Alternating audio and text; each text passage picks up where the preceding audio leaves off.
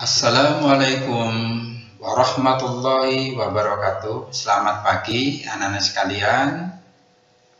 Alhamdulillah kita masih dapat selalu berjumpa kembali dalam kegiatan kita, yaitu pembelajaran secara online yang hampir kurang lebih 1 tahun berlalu.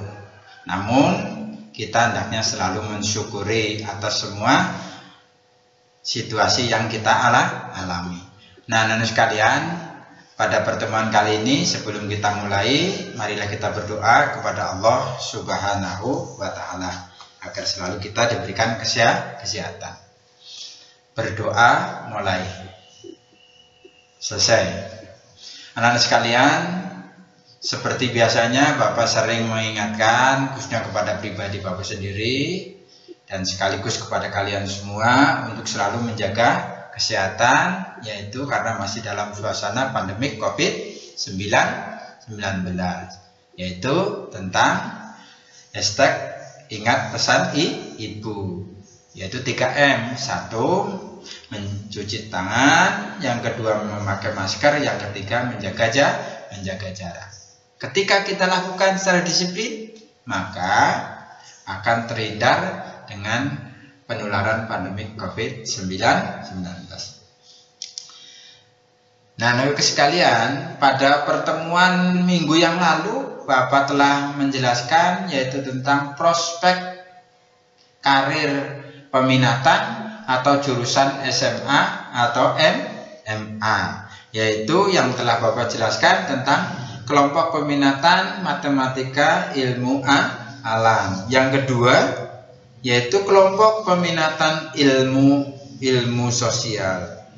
Nah, pada pertemuan kali ini yang akan Bapak sampaikan yaitu kelompok peminatan ilmu bahasa dan budaya. Kelompok peminatan bahasa yaitu meliputi yaitu mata pelajaran bahasa Indonesia, bahasa Inggris, bahasa asing. Untuk bahasa yang asing yang bisa dipilih diantaranya adalah bahasa Mandarin, bahasa Jepang atau bahasa Arab. Dalam kelompok peminatan ini lebih banyak mempelajari bahasa dan lebih fokus pada pengembangan keterampilan bahasa. Seperti halnya yaitu membuat surat, menyusun karya tulis, mengerjakan instruksi lisan, dialog, berpidato, dan penerjemah bahasa. Nah, itulah gambaran tentang kelompok peminatan bahasa dan budaya. Nah, adapun prospek karir studi lanjut, yaitu diantaranya yaitu beberapa program studi yang dipilih di perguruan tinggi untuk kelompok peminatan sosial. Di antaranya yang pertama yaitu bidang ilmu bahasa dan sastra. Nah, dalam bidang ilmu bahasa dan sastra di sini yaitu bahasa dan sastra Indonesia, bahasa dan sastra Jawa, bahasa Inggris, bahasa Arab, bahasa Jepang, bahasa Mandarin, bahasa Jerman, bahasa Jepang, dan bahasa Prancis. Jadi hampir meliputi beberapa negara, di antaranya salah satunya adalah terutama bahasa Indonesia. Yang kedua yaitu bidang ilmu seni. Nah, di dalam bidang ilmu seni di sini adalah meliputi beberapa, di antaranya adalah seni rupa, seni musik, seni pedalangan, seni karawitan, dan teater. Nah, jadi kalau kalian nanti mempunyai bakat, mempunyai minat, maka ketika kalian melanjutkan studi yang lebih lanjut atau ke jenjang yang lebih tinggi, maka harus kalian sesuaikan atau kalian ambil bidang studi yang sekiranya kalian mampu, sehingga tidak akan terkendala ketika di perjalanan studi yang lebih tinggi.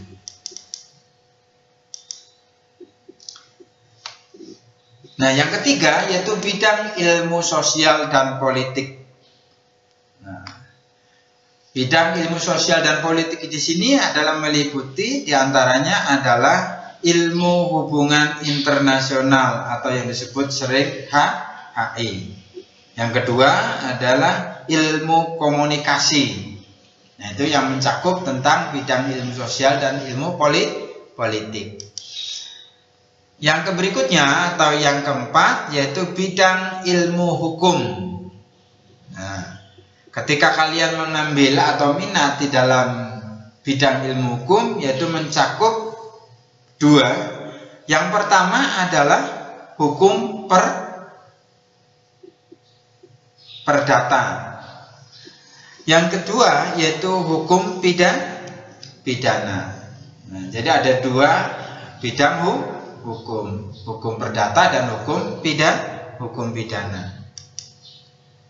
Nah, yang terakhir adalah bidang ilmu pendidikan. Nah, ketika kalian nanti minat dalam bidang ilmu pendidikan, prospek karirnya yang akan kalian raih adalah yaitu pendidikan bahasa Indonesia, pendidikan bahasa asing, diantaranya adalah bahasa Inggris, Mandarin, bahasa Jepang, bahasa Arab, dan pendidikan seni. Nah, itu nanti akan terjun ke dunia pendidikan ketika kalian mengambil ilmu pendidikan bidang pendidikan bahasa, terutama yaitu bahasa Indonesia. Nah, itulah beberapa prospek karir studi lanjut ketika kalian nanti mengambil yaitu kelompok peminatan ilmu bahasa dan budaya. Nah, kita lanjut anak-anak sekalian yaitu tentang prospek karir atau profesi yang akan kalian raih ketika kalian mengambil kelompok peminatan ilmu bahasa dan budaya. Nah, berikut beberapa karir atau profesi yang dapat diraih di antaranya. Yang pertama adalah yaitu prospek karir atau profesinya adalah sebagai seorang peneliti di bidang bahasa dan sastra. Yang kedua yaitu profesi atau karirnya adalah sebagai guru, dosen bahasa dan sastra. Jadi ketika kalian nanti terjun di dunia pendidikan, baik itu sebagai guru maupun dosen, tentunya adalah membidangi yaitu bahasa dan sastra.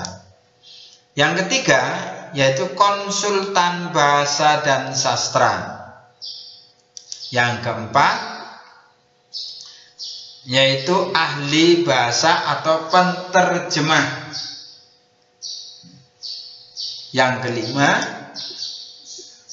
yaitu bidang yang kolaboratif. Bidang kolaboratif di sini yaitu sebagai editor. Yang kedua adalah sebagai wartawan, ketiga sebagai penulis, penterjemah, dan lain sebagainya. Dan juga bisa sebagai seorang diplomat yang unggul. Yang keenam sebagai jurnalistik dan media. Nah, dalam jurnalistik atau media di sini yaitu tentunya meliputi diantaranya adalah jurnalistik televisi, radio, internet, dan cetak, atau yaitu pariwisata, industri kreatif. Dan yang ketujuh yaitu sebagai pegawai di instansi pemerintah. Salah satu contoh ketika kalian nanti sebagai profesi atau pegawai di instansi pemerintah diantaranya adalah yaitu di Kementerian Luar Negeri. Yang kedua yaitu di kedutaan besar dan lain sebagainya. Bisa juga di bidang biro perjalanan wisata. Dan yang terakhir adalah sebagai pengamat kebudayaan atau kritikus. Nah, itulah ada 8 profesi atau karir ketika kalian nanti yaitu masuk atau mengambil kelompok peminatan bahasa dan sastra. Oleh sebab itu dari sekarang, karena kalian sekarang adalah sudah kelas 9, maka harus sudah bisa memilih sesuai dengan kemampuan. Baik itu kemampuan secara intelektual atau akademis maupun kemampuan secara finansial. Jadi ada 8 profesi atau karir yang insya Allah akan bisa diraih ketika kalian mengambil kelompok peminatan bahasa dan. Nah, anak-anak sekalian, itulah tentang materi kelompok peminatan ilmu bahasa dan sastra. Mudah-mudahan dengan materi yang Bapak sampaikan pada pertemuan kali ini, yaitu tentang kelompok peminatan ilmu bahasa dan budaya, sehingga kalian bisa memilih sesuai dengan kemampuan. Dan sekaligus mudah-mudahan dapat dipahami sehingga dapat memiliki atau memilih sesuai kemampuan baik secara akademik maupun secara finansial atau keuangan. Semoga sukses di dalam memilih kelompok peminatan ketika kalian melanjutkan studi yang lebih tinggi. Nah, kurang dan lebihnya penjelasan materi layanan bimbingan pada pertemuan kali ini. Sekali lagi Bapak berharap mudah-mudahan bisa dipahami.